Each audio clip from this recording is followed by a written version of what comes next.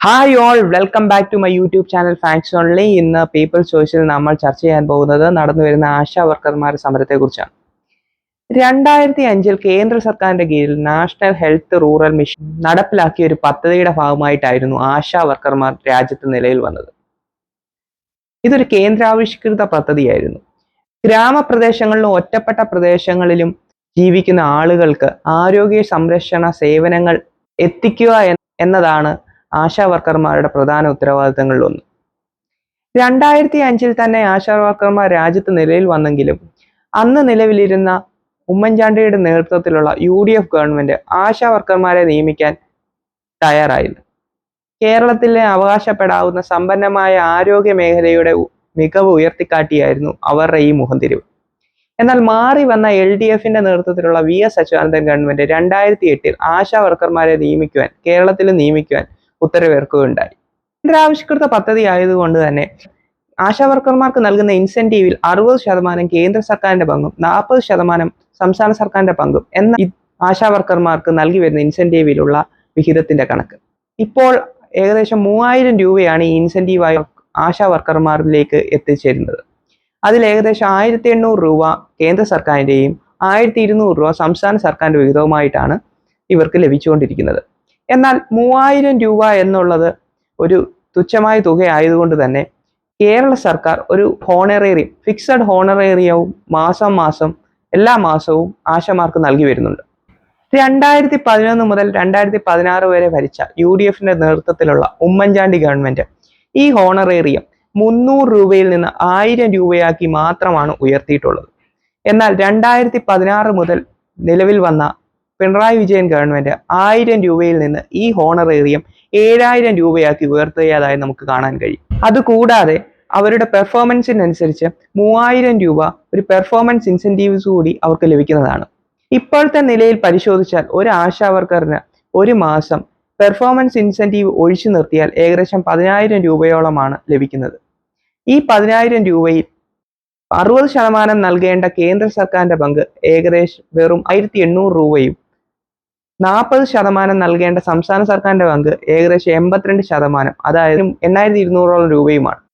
ഇനി നമുക്ക് ഇപ്പോൾ നടക്കുന്ന ആശാ വർക്കർമാരുടെ സമരത്തിലേക്കൊന്ന് നോക്കാം.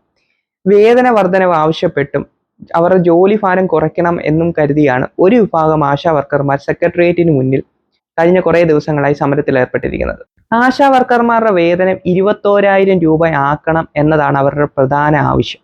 ആശാ വർക്കർമാരുടെ വേതനം 21,000 രൂപ ആക്കണമെങ്കിൽ 60% കോൺട്രിബ്യൂഷൻ നൽകേണ്ട കേന്ദ്ര സർക്കാർ ഏകദേശം 12,600 രൂപയോളം ആശമാർക്ക് ഇൻസെന്റീവ് നൽകാനായി അവരുടെ വിഹിതമായി നൽകേണ്ടി വരും. സംസ്ഥാന സർക്കാർ, അതായത് കേരള സർക്കാർ, ഏകദേശം 8,400 രൂപയും നൽകേണ്ടി വരും.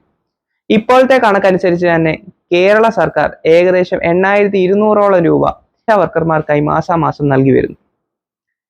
എന്നാൽ കേന്ദ്ര സർക്കാർ 1,800 രൂപ മാത്രമാണ് നൽകുന്നത്. 200 രൂപ മാത്രം കൂട്ടേണ്ട സംസ്ഥാന സർക്കാരിനെതിരെയാണോ ആശാ വർക്കർമാർ സമരം ചെയ്യേണ്ടത്? അതോ അവരുടെ കണക്കനുസരിച്ച് ലഭിക്കേണ്ട 21,000 രൂപയിൽ 10,800 രൂപയോളം അധികം ഇനിയും നൽകേണ്ടത് കേന്ദ്ര സർക്കാരാണ്? 10,000-ലധികം രൂപ നൽകേണ്ട കേന്ദ്ര സർക്കാരിനെതിരെയല്ലേ ശരിക്കും ഇവർ സമരം ചെയ്യേണ്ടത്? കേന്ദ്ര സർക്കാരാണ് ഒരു ഗണ്യമായ തുക ആശാ വർക്കർമാരുടെ വേതനത്തിൽ നൽകേണ്ടത്. കേരളം ഇപ്പോൾ തന്നെ ഏകദേശം 8,000-ൽ പരം രൂപ അവരുടെ വേതനത്തിനായി ചെലവഴിക്കുന്നുണ്ട്. അവരുടെ 21,000 വേതനം എന്ന ആവശ്യം തികച്ചും ന്യായമാണ്. എന്നാൽ അതിനെതിരെ സമരം ചെയ്യേണ്ടത് കേന്ദ്ര സർക്കാരിനെതിരെയാണെന്ന് മാത്രം. കാരണം കേന്ദ്ര സർക്കാരാണ് അവർക്ക് 1,800 രൂപയോളം മാത്രം വേതനം നൽകുന്നത്. അതിൽ നിന്ന് ഏകദേശം 10,000-ൽ പരം രൂപകൾ വർദ്ധിച്ചാൽ മാത്രമേ അവരുടെ ആവശ്യത്തിലേക്ക് എത്തിപ്പെടാൻ കഴിയുകയുള്ളൂ. കാര്യങ്ങൾ ഇങ്ങനെയൊക്കെയാണെങ്കിൽ ഇക്കൂട്ടരെ തെറ്റിദ്ധരിപ്പിച്ച് സെക്രട്ടേറിയറ്റിന് മുന്നിൽ സമരം ഇരുത്തിയിരിക്കുന്നത് ഒരു നല്ല കാര്യമല്ല. കേന്ദ്ര സർക്കാരിനെതിരെ സമരം ചെയ്യേണ്ട സ്ഥലത്ത് കേരള സർക്കാരിനെതിരെ സമരം ചെയ്തതുകൊണ്ട് എന്ത് പ്രയോജനമാണ് അവർക്ക് ലഭിക്കാൻ പോകുന്നത്? മാധ്യമങ്ങളും ഇതിന് കൂടെ പിടിക്കുന്നുണ്ട്. മാധ്യമങ്ങളുടെ ഉദ്ദേശലക്ഷ്യം നമുക്ക് ഊഹിക്കാവുന്നതേ ഉള്ളൂ.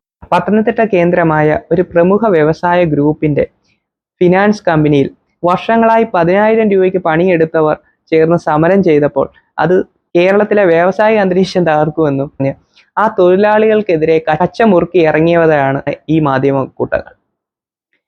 ആ തൊഴിലാളികൾക്കെതിരെ ദിവസങ്ങളോളം അന്തിച്ചർച്ച നടത്തിയവർ ഇന്ന് ആശാ വർക്കർമാരുടെ സംസ്ഥാന സർക്കാരിനെതിരെയുള്ള ഈ സമരത്തെ പിന്തുണയ്ക്കുന്നത് കാണുമ്പോൾ നമുക്ക് ഊഹിക്കാലോ എന്താണ് ഇവരുടെ പിന്നിലുള്ള താല്പര്യങ്ങളെന്ന്. എൻ്റെ ഈ വീഡിയോ ഇഷ്ടമായിട്ടുണ്ടെങ്കിൽ ലൈക്ക് ചെയ്യുക, ഷെയർ ചെയ്യുക, നിങ്ങളുടെ അഭിപ്രായങ്ങളും നിർദ്ദേശങ്ങളും കമൻറ്റ് ബോക്സിൽ രേഖപ്പെടുത്തുക. ഇതുപോലെയുള്ള കൂടുതൽ വീഡിയോകൾ ലഭിക്കാനായി എൻ്റെ ചാനൽ സബ്സ്ക്രൈബ് ചെയ്യുക, ബെല്ലൈക്കൺ അമർത്തുക. മറ്റൊരു വീഡിയോയുമായി കാണുന്നിടം വരെ നന്ദി, നമസ്കാരം.